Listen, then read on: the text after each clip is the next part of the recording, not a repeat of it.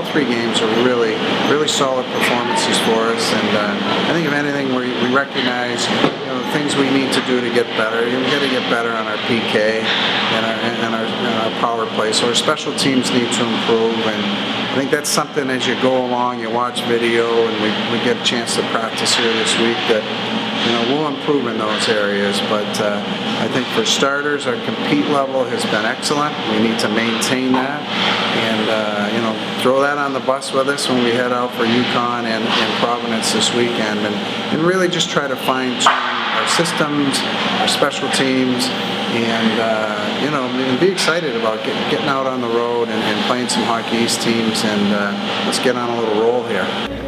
Obviously we've played some good competition in the last 3 games. We had 2 ranked teams nationally, and we held our own against both teams, which was a good thing to see. It's obviously early in the season, and there's not much that we can tell right off the bat, but I think holding our own with those 2 teams really set the tone for this season, and that we're not going to be a team that's just going to be ignored this year. So I think it'll be good from here on out.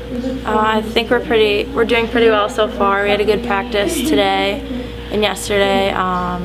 We did some conditioning at the end of practice today. I think that gets us definitely ready for the games. I think practice has been pretty well, so we just got to keep it up for the rest of the week.